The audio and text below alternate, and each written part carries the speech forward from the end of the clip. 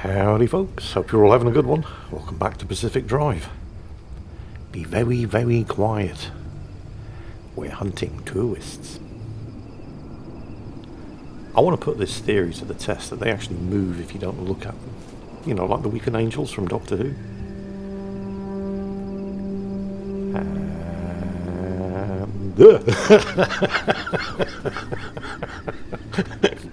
Creepy as hell. Yeah. Oh, I think we can confirm that this theory is not yet. I saw what you did there. Got closer. Yeah, these things are just creepy as all hell, man. Where did it... Right, yeah, that's enough of that. That's enough science for one day. Let's get the hell out of here. Those things freak me out. They're not the only things that freak me out in this game. There's a particularly nasty anomaly that I think you only encounter in the outer zone. Although, don't quote me on that, I could be wrong. That thing in the middle of the road up there, that is a wriggling wreck. It looks like a wrecked car, or a bunch of wrecked cars collapsed in on each other. And you think, ooh, I can salvage those for materials. It only looks like a wrecked car. It is not a wrecked car. You think to yourself, ooh, quickly, let me park up, get my scrapper, leave the safety of my car, and run over and salvage materials from... Oh, that's not a wrecked car! Because as soon as you get close enough, it leaps into action, summons a bunch of crackling crawlers and Minutemen. Yeah, that's a wrecked car. That thing on the road behind us, that only looked like a wrecked car.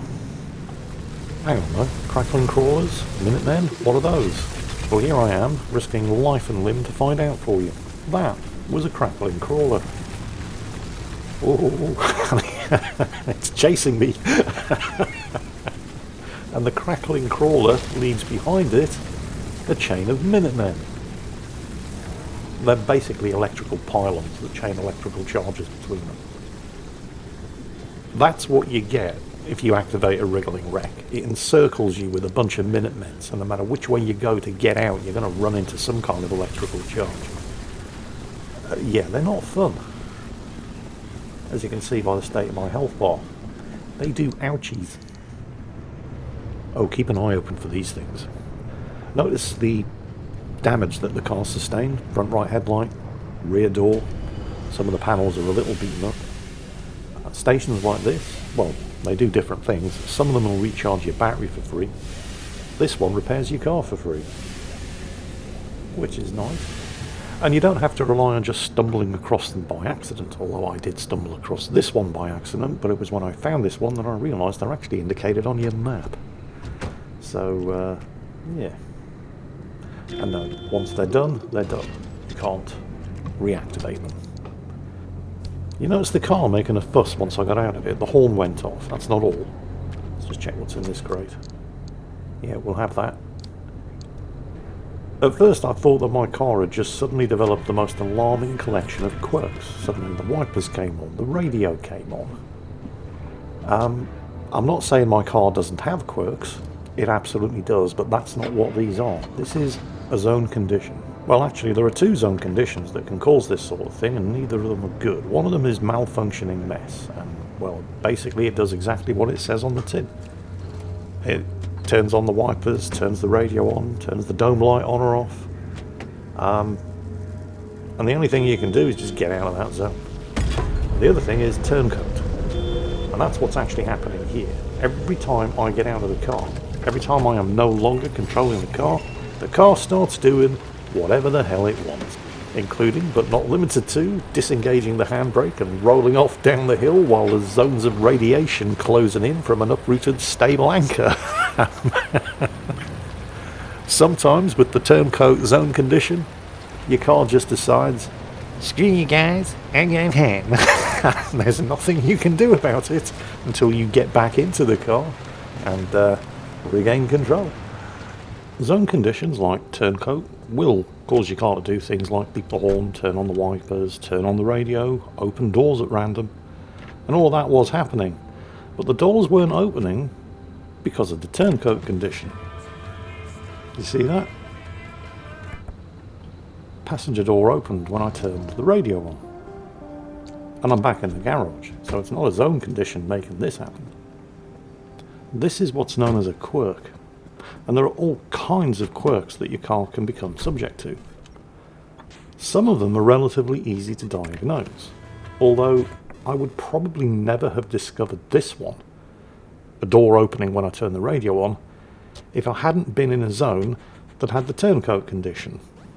Because I never turned the radio on, and it was the turncoat condition that turned the radio on which caused one of the doors to open. So this one, relatively easy to diagnose. In order to fix it, we're going to have to go to the tinker station. Having the doors open at random can be quite dangerous when you're out in the zone, because it's having all of the doors closed that protects you from the zone's environmental hazards. In the normal course of events, though, this would never really be a problem because, like I said, I never turn the radio on. It's only when the radio gets turned on for me that this particular quirk manifests. So, radio switches on, any car door opens. Correct diagnosis. Now we press E to go to the fixes, and holy shit, that's a lot of quirks. I've only diagnosed one of them. Ooh, yeah. Okay, well, we can fix this one. It just requires a mechanic's kit, and we have a mechanic's kit, and so quirk fixed. So that's 1 of 7. There are 6 remaining undiagnosed quirks in this car, and I don't know what any of them are. That's not necessarily a bad thing, though, because not all quirks are noticeable. This one, for example, I never would have noticed if the radio hadn't been turned on for me. And since I never turn the radio on myself, it's not an issue. Just because a quirk isn't noticeable doesn't mean that it's bad news, though. Some quirks can actually be beneficial. I once had a quirk, for example, that every time I turned the windscreen wipers on, my fuel went up. So, okay, fine. Leave that one alone. But I could have just as easily had the opposite. Every time I turn the windscreen wipers on, my fuel goes down, and that's not something that's readily noticeable unless you're paying particular attention to your fuel gauge and using a stopwatch. The tinker station does, however, tell you how many quirks you have, even if it doesn't tell you what those quirks are. But there is an upgrade for the tinker station at the fabricator that will give you clues and tell you exactly which components in the car are currently subject to quirk effects. Doesn't do it for free, though.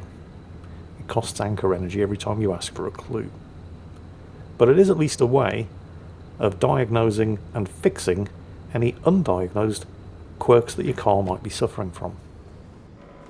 Speaking of useful upgrades, this is the matter regenerator, and that is a headlight that I popped into the matter regenerator before I left for my previous trip out into the zone.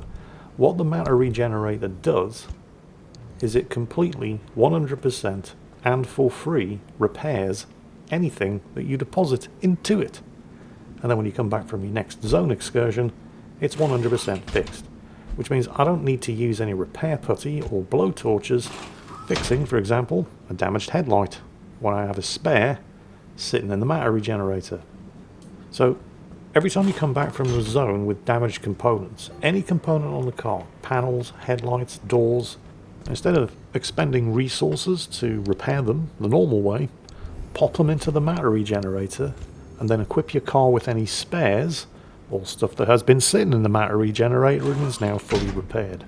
And it will save you a ton of resources. Of course, what I really should be doing now is heading back into the mid-zone and exploring the source of Tobias's visions. You ready, driver? Okay, first off, I've loaded up 3 locations on your ARC device map. You see them? Head to whichever strikes your fancy. You're sending them to the Visions? Sure am.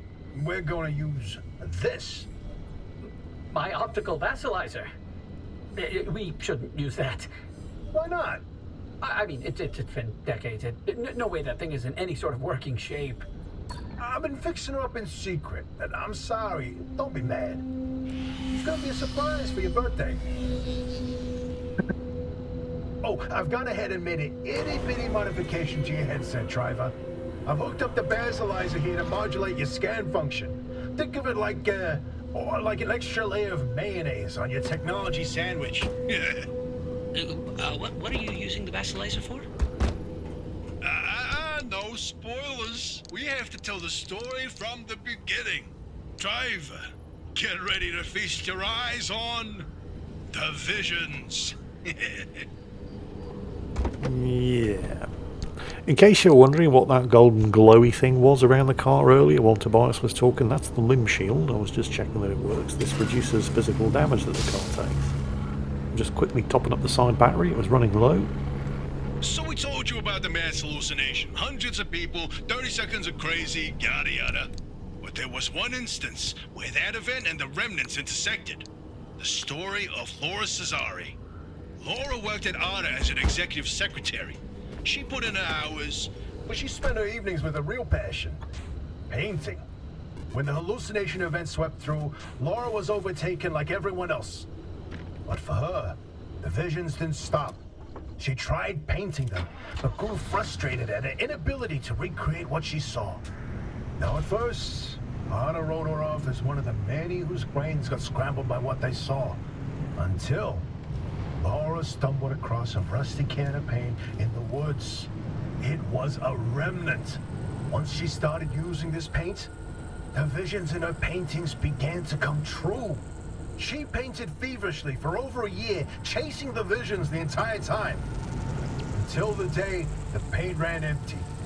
And then she disappeared. Like all remnant holders do.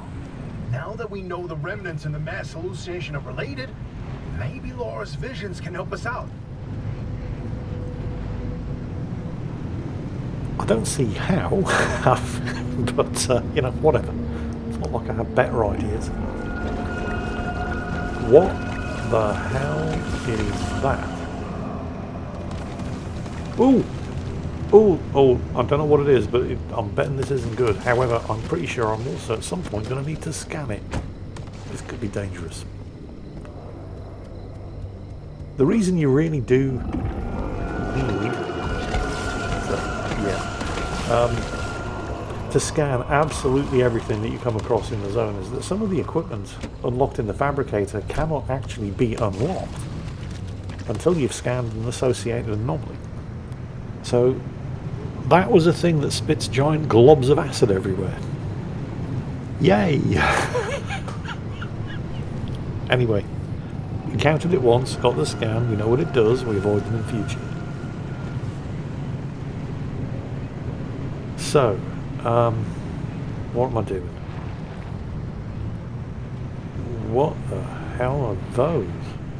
Oh, there's a trailer there with a plasma generator. Oh, there's a tourist right next to it. But it's just a regular tourist, no big This is deal. where your theory comes in, Francis. You tell him. oh, look at me babbling away. Francis, you explain it. It's so good. No, it's just... I'd rather not. Hey, come on, we talked about this. You should be proud of your work. Toot your own horn. I not this time. Okay, well, Francis's theory, his entire branch of research was that the zone exhibits a property seen nowhere else on Earth. Every phenomena that occurs here leaves its fingerprint forever on the physical space. So he created this device to pick up on these sub-physical after effects. How did you explain it? It was like identifying a whale's favorite color using only the wake it leaves behind. The rest was science mumbo-jumbo. It's a form of electromagnetic imprint. Anyway, it was a long time ago. And what a better time than now to try it again. Yeah, of course.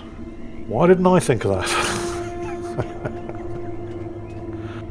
But what the hell is that? A plastid power pod. Well, of course it is. I mean, it's obvious, isn't it? Just look at it. What's a plastid power pod? You know what? Don't care. They're everywhere. They don't appear to be doing anything. This is fine. Alright, we salvaged some useful stuff. Stick it in the boot. Pressing T, by the way, transfers all of your items into the storage container rather than doing them one at a time by using the spacebar. Although for certain items you still have to use the spacebar. It only transfers resources, so things like decals, paints, you still have to manually transfer over. Don't like the look of that. It's like the radiation hazards in the mid-zone seem to be a lot stronger than they are in the outer zone, which I suppose makes sense. I mean, things get more dangerous the deeper into the zone you go. But I've also noticed that there are a lot more acid hazards in the mid-zone. It's like in the outer zone it was all about electrical hazards, which was fine because I've got the car equipped with insulated panels that give me a huge degree of electrical resistance. The mid-zone, it's all about the acid hazards, and of course I don't have any acid resistance, because in order to get hazard resistance you need to explore and acquire resources and upgrades from, you guessed it, the mid-zone, the place where you really need the acid resistance before you go in, because, well, yeah. There is an unstable anchor over there, by the way. That's what I'm actually trying to get to. And I'm not heading through the water. The reason I'm not heading through the water is because the mid-zone that I passed through on the way to get to this particular mid-zone junction was afflicted by a condition that's specific to the mid-zone, and it's called waterways are acid. And that was bags of fun, because a lot of the mid-zones are basically swamps, as you can see by just looking at the GPS. This place is a swamp. And if the water is acid, you can imagine how much fun that is to navigate. The thing is, this particular mid-zone junction, that condition doesn't apply. The only condition in effect here is perpetual stability, and yes, there's a recharge station over there as well. So I could have just driven straight through the water, I just didn't realise. Which is making this way harder than it needs to be, but I definitely need that unstable anchor energy. Because in order to get things like acid resistant doors and panels, I'm going to need unstable anchor energy. Oh well, onwards and upwards. The first vision that I'm supposed to be investigating and the recharge point that I saw is in this direction. I'm just not in any particular rush to get there, or at least not in such a rush that I'm going to end up tripping through a whole bunch of avoidable hazards. Unfortunately, this radiation hazard that I'm currently driving through isn't completely avoidable. I'll tell you what though, I am very grateful for these off-road tyres. There we go, I finally figured it out. Perpetual stability. Don't need to worry about driving through water because it's not acid in this particular zone. Right, let's grab ourselves a bit of unstable energy. Oh shit, I forgot to put the car in park. Yeah, oops. Right. Car in park, there we go.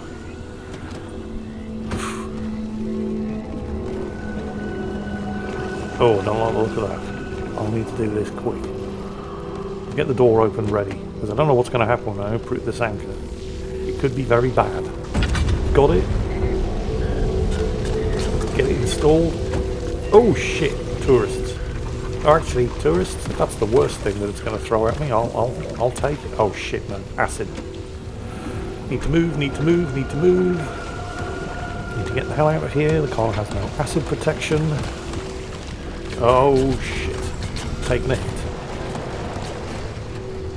And those things will explode if you get close to them. Well, they'll explode anyway, but they'll definitely explode if you get close to them. Hang on a minute, what was that?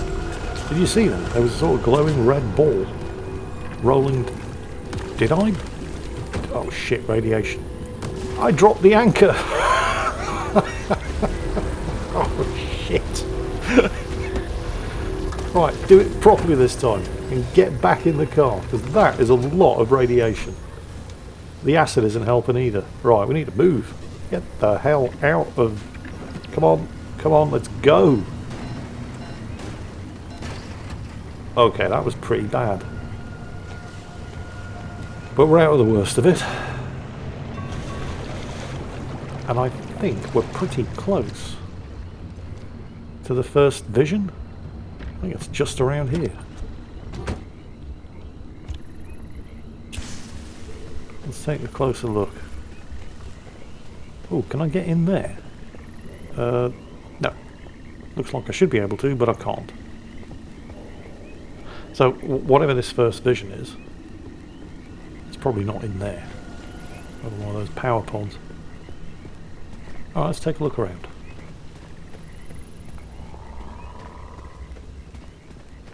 Something interesting. Can I climb this? Oh, that'll be it. Okay, somebody was tripping when they painted that. Ah, the Bigfoot mural! My personal favorite.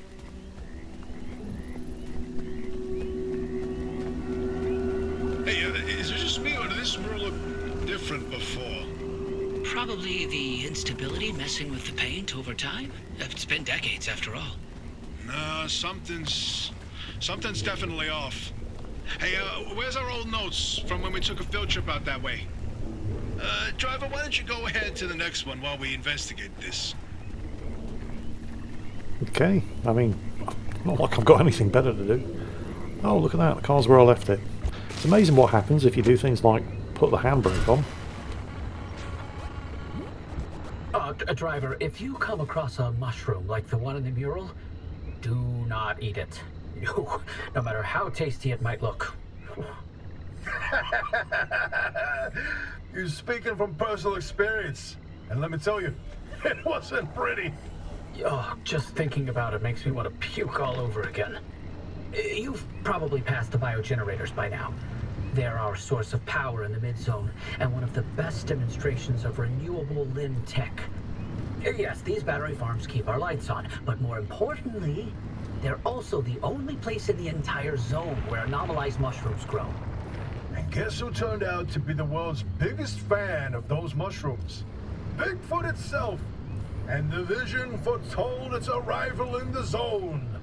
It started when those pods hanging from the battery farms were found chewed up. At first, they blamed it on the local wildlife. This was back when we used to have some. Then, the sightings of 10-foot-tall creatures started that didn't attract too much attention on their own. Not until the first footprints were found. The Olympic Peninsula has always had a collection of Bigfoot sightings, but they were rare until Bigfoot had its first taste of the anomalized mushrooms. Then it couldn't stay away. And that's when the Squatches came knocking. They jumped the walls, set up camp, and they got to investigating. Once they learned of the Sasquatch's appetite for these mushrooms, they cultivated entire farms of the stuff. For months, they propagated mushrooms and set traps. And for months, evidence mounted that Sasquatch was making its rounds and evading those traps. Until one night, the experts disappeared. Bigfoot got them, no question. Come on, all 8 at once? How is that possible? Never get in the way of a hungry Sasquatch. Sasquatch is great! Like I didn't have enough to worry about. Anyway, let's grab this unstable anchor. And nothing immediately deadly appears to have happened, so good. I've got plenty of energy now, but I'm always going to need more. Right, anyway, 1 down, 2 to go. There's another one of these unstable anchors nearby, and it's kind of on the way to the next mural, so I may as well grab it. So that's what those pods are. They're the power source that Tobias and Francis have been using to keep themselves in power. While, are they actually based here in the mid-zone somewhere? I'm not sure. I think they might be. Well, I suppose they'd have to be if they're drawing power from those things. You can see the anchor up ahead. Oh. Harder investigation trailers. This area is radioactive. It's not heavy. Oh shit, that's going to be bad. Another one of those acid spewing things. Right, let's not hang around. Let's just grab the energy and move on. Ah, tourists. Well, I can deal with tourists. Got plenty of road flares. I'll just toss this amongst them.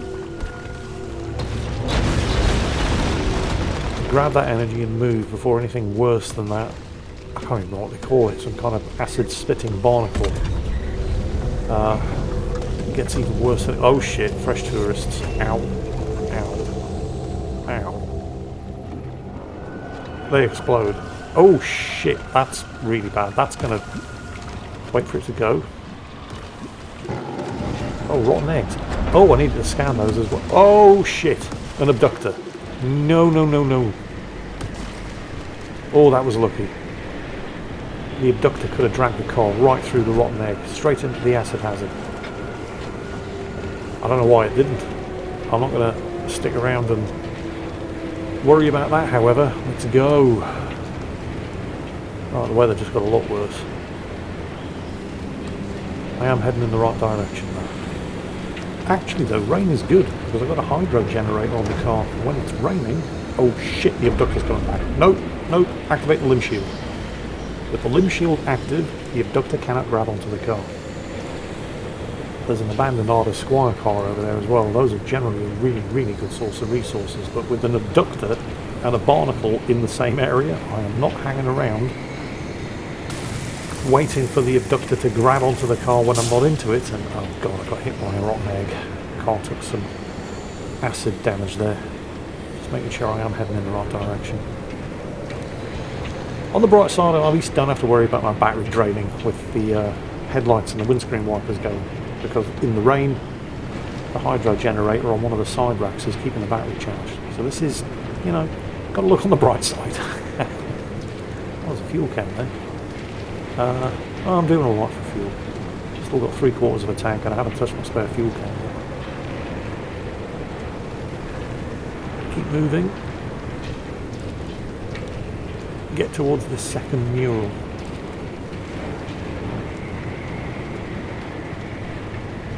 Right, we found the road. This seems like a decent place to stop, because according to that car status replay, the side battery that I was talking about appears to have developed a fault. That's not all. I mean, I've taken some radiation damage, and while I do have 3/4 of a tank of fuel... Well, first things first, let's use the first aid kit to patch myself up, since things are relatively quiet.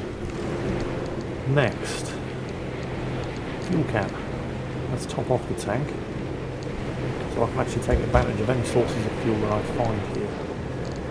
And where is... it's not there.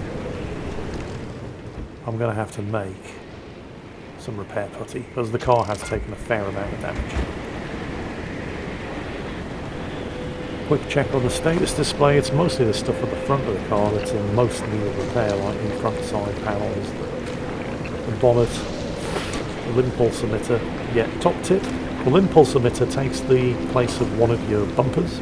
Put it at the back, right, not the front. The front of the car is generally the place that takes the most beating. And the limb pulse emitter isn't really a bumper, it just goes in place of a bumper. So, what else is... I'm going to need more repair putty. Fortunately, I have found some chemicals. So let's get everything fixed up as best we can. The steel door's taking a bit of a battering. We'll go for it. That one's not too bad. The rear door and bumper aren't too bad. This steel door could really use a fix. Yeah, we'll go for this insulated door as well. Yeah, why not the steel panel too? I've got one more dose of repair putty. The side battery has developed a fault. It's oxidised. I can fix that with a sealing kit. Okay. Maybe I'll use up the last of this repair putty. So, sealing kit. There we go. That'll fix an oxidised battery. I don't know exactly what happens to the battery when it's oxidised, but I suspect it might do something like limit its maximum potential charge, or just cause it to charge. Whatever, it's a bad thing. I can fix it with a sealing kit, so I've fixed it. Let's make a battery jumper. And get this thing charged up quick. I mean, it's charging up anyway in the rain, but why not? It's not going to be raining forever. Oh, hello. That's an Arda investigator truck. Yeah, the rain stopped, so the battery's no longer charging by itself. I'm definitely going to investigate that. There's usually some really good stuff in Arda investigator trucks. Let's see what's in the back. What do we got?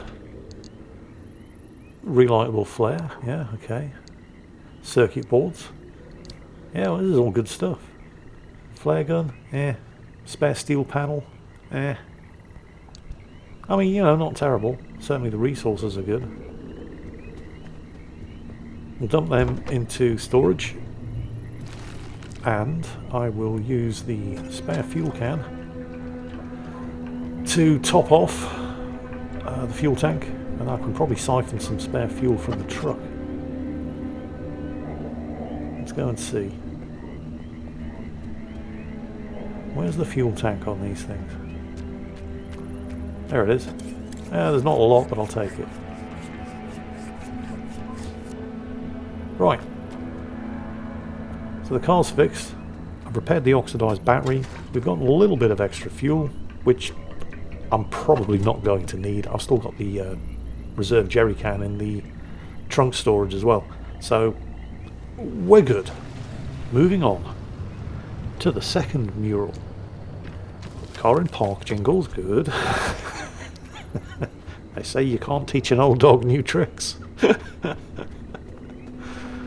Alright, what's this one? The Great Pile Up. You know, if you catch the mural at the right angle, when the moon is right overhead, you can spot the helmsman's body in one of the boats. No chance. It's a paint smudge, nothing more. Believe me, it's true. I've seen it. You know, this is all fascinating, guys, but I don't really see what purpose any of this serves. Oh, did you see that, Francis? Oh boy, Francis, look. Look here. It's different from our sketch when we visited in '82. It's all scrambled, but the shape seems familiar. If you tilt your head, doesn't that kind of look like Mount Olympus? Oh, Francis, you flippin' genius! It absolutely is. Wait, let's look back at the first one. What's different there? That shape right there, is that Hook Valley? Holy smokes! Oh, wait, pull up all the topographical maps of the peninsula. If we look around the areas where you'd get that view of Mount Olympus... See, Francis? I told you your basilizer would work. I don't think this is the basilizer's doing. Driver, we're on to something. Get to that third vision. Okay. I mean, I hope this is all going to start making sense when I find that third mural, because right now I have no idea why I'm doing any of this. No, I'm telling you, the helmsman never made it out of the zone. He died here. Not this again. I still don't know why you're so convinced he existed in the first place. Driver, back me up here. This is how the story goes. It was the winter of '72. A ship set sail down the Columbia River 100 miles east of here. The helmsman was overcome by bad weather, and while in a particularly foggy patch, the boat hit something, and the impact threw him from the deck. When he woke up, he was on a boat on this very lake, smack in the middle of the zone, with no idea how he got there.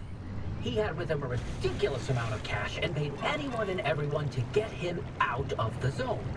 But no matter how he tried to leave, on foot, in a transport, he would always head into a fog and reemerge on another boat. At last count, the Great Pileup was 20 boats high and 30 boats wide. A limb duplication glitch, nothing more. And you, of all people, blaming Limb Tech instead of a good old-fashioned mystery? It doesn't add up. Arda's favorite pastime was carting people out of the zone. How could someone actually fail to escape? And a mysterious man with a backpack full of cash in the one place he can't spend it. Seems awfully fishy to me. Well, you two enjoy your argument and your So about that theories. last vision. I'm grabbing some more fuel. I can't. Yeah, I can't even look at it. Francis, you explain it. And maybe you've already seen them, driver. A freestanding bright blue door in its frame, out in the wilderness with nothing around it. If you do see one, don't get anywhere close to it. I don't want to talk about it. He was pretty close to a doorway when it opened. It's called the inverting doorway. When the door is shut, it's safe. But once in a while, it opens, and everything near it is turned inside out. Its victims are mostly bears, squirrels, and birds. They all go through hell. Meat and bones on the outside, fur and feathers on the inside. It's not fun to see. Once, a group of hikers didn't heed the warning, and No, we're done here, driver. If you see one, you stay away from it. That's all you need to know. Let's go. Oh, it's one of those Squire cars. And since, nobody's spitting giant exploding globs of acid at me right now, I think I can afford to take the time to investigate it. An armoured panel. Oof. If I had a Liberator tool, I could blow these armoured panels off, take the off-road tyres, all that kind of thing. But I don't. So I'm just going to have to strip the boot of resources, which unfortunately just seem to be a bunch of road flares and not an awful lot else. I could use the scrapper on the car though, get some rubbers and some scrap metal, maybe some steel sheets. The problem is my storage is almost full, so I'm not going to bother. Heading down to the final mural though, and picking up some more unstable energy along the way, this is where I came across something very interesting. That is a salamander grotto, and you usually find them around those big glowing red orbs. Now, I was a bit dubious about touching this shit at first. These marsh eggs are a vital component in some extremely useful upgrades unlocked at the fabricator, but you need hundreds of them. You can pick them up one at a time like this. There's a much more efficient way of doing it though. For that you need the hand vacuum, and it literally just sucks them all up at once. There's more over here.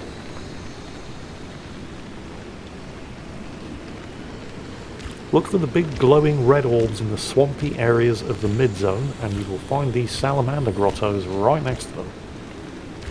And there's no actual hazard involved here. You're not taking any radiation damage, they're not toxic, they're not poisonous. You just pick them up, stick them in storage, get back to the garage, unlock new gear at the fabricator using the marsh eggs, and profit. Anyway, what's that? Oh, it's nothing. Final mural. Hopefully I get to scan this and those two crackpots on the radio will start making sense of everything. The inverting doorway. No, I don't like this one.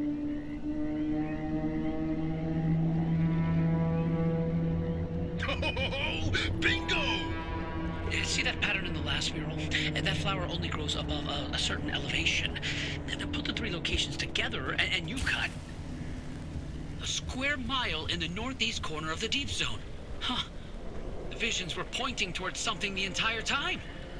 Hey, Abby, you can stop pretending to ignore us now. Take a look at this fine work. We've pinned down the location for the source of the mass hallucination. That's where the driver needs to go. Well, what do you know? Well, I knew the basilizer worked. What did I tell you, huh? He still doesn't know, Francis. Know what? Abby? Not my story to share. I'm sure you're going to share it anyway though, aren't you, you spiteful bitch? We'll shame Francis into doing it for you. my theory and that basilizer, they're illegitimate. Wait, what are you saying? I built that device to prove my imprint theory, and it was on the verge of getting the results I needed. But my research funding was running out. So I forged the data. Not much, just enough to justify more time. I was so close. I knew the breakthrough was right around the corner. But Ara found out. That's why I was reassigned and my clearance revoked. Wait, you told me you changed labs voluntarily. 8 years of research with nothing to show for it, and then for that to happen, I couldn't face you. That doesn't mean your theory is wrong. I still think there's something to it. There's a common thread with some of the remnant stories, like the telephone switchboard, the ones that seem to recall the past somehow. Maybe the remnants access those imprints, read them like a needle in the groove of a record. Don't. You don't have to do that. It's in the past. I don't care about it anymore. Okay, that's unfortunate news. But listen, I've got this suspicion, right? If we can just get the car to the mass hallucination source, what do we find that can prove your theory? It's worth a try, isn't it? I'm tired of trying, Tobias. I've tried all my life, and it didn't go so well. Look, I don't have one of those fancy degrees that you and Oppie have. The closest I ever got to science was wiping down your lab benches. But I saw the incredible things that you did with your research. Yeah, well, Arda didn't think they were incredible. I don't care about Arda. I believe in you. Always have. I'm sorry. I can't do this with her. Oppie led the disciplinary committee that stripped my clearance and demoted me to a glorified intern. She sat there and decided how best to humiliate me. I never asked for anything. This one time I do, so I would never have to talk to Oppie again. You didn't listen. Your remnant was more important than what I wanted. Francis, I didn't mean... I've had enough. Alright, I've got a couple of things to say about this, but let's just get out of here first. He'll come around. Sorry, driver. We'll see you back at the auto shop.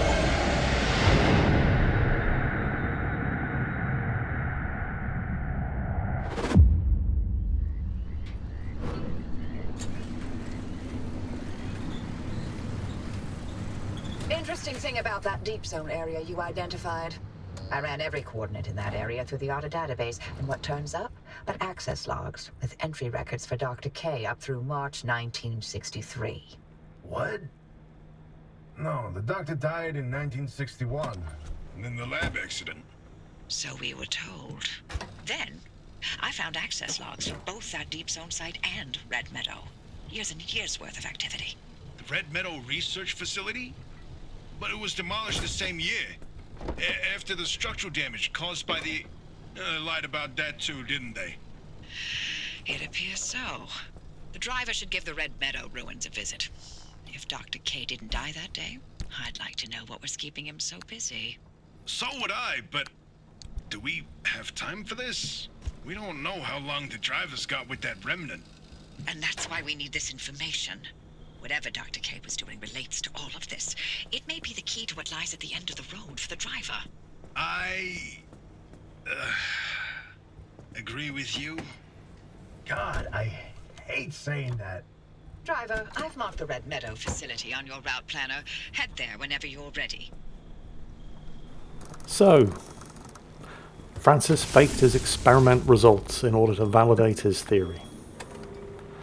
Couple of things about that. Because I can't help but feel that one of, well, potentially three things has happened here. Either one, Francis is an idiot.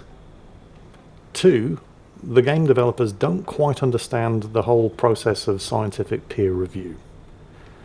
Because it doesn't matter what kind of experimental data a scientist produces in order to support the theory that they're proposing.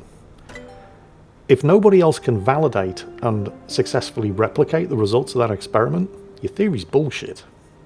You can propose whatever theories you like. You can present whatever evidence you like in support of that theory.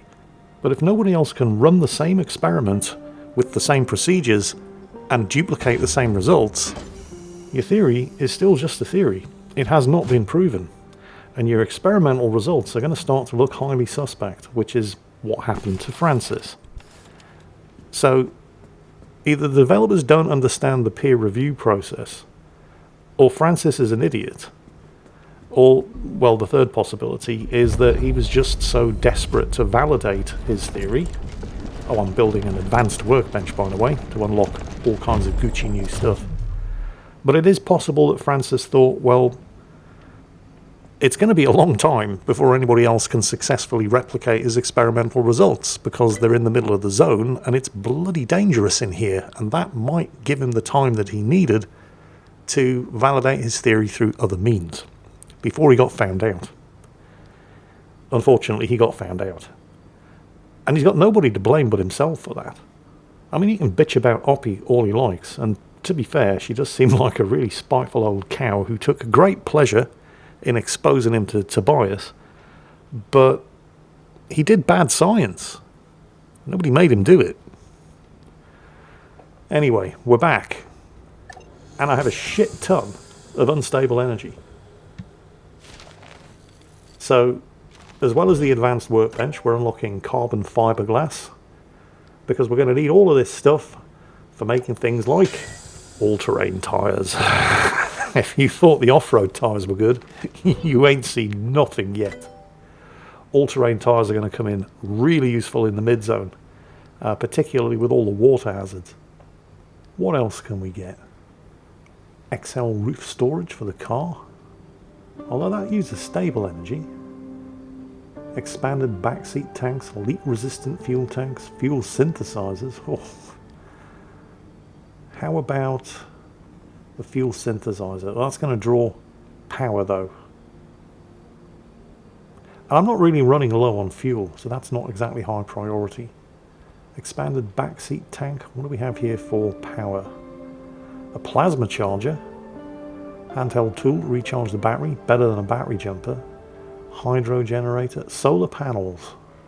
Actually, I'm going to unlock the blowtorch. This is an amazing repair tool. You know, it's all these small spot repairs that I'm doing to the various different damaged panels. Using repair putty on these would be a massive waste, because the repair putty would just be overkill for these small repairs, but the blowtorch only repairs as much as is needed. And I couldn't make a blowtorch until now, because the blowtorch needs marsh eggs. That's actually the blowtorch that I made, which is why it still has full durability. The one that I just expended there was one that I picked up from an Arda Investigator truck. But this is just fantastic. I mean, every one of these tiny little spot repairs would have used an entire dose of repair putty, which would have just been a massive waste of resources. For little spot repairs like this, the blowtorch is fantastic. And yes, I am repairing a fuel tank by blasting it with a blowtorch. Look, I didn't say it was scientifically accurate, alright? Anyway, car repaired, new kit fitted, new tools unlocked, and next we have to go back into the mid-zone to the Red Meadow facility and investigate Dr. K's lab. I'm sure that's going to be fun. All of this coming up in the next episode. In the meantime, hope you've enjoyed this one, hope you're all having a great day, and as always, take care, and I'll catch you next time.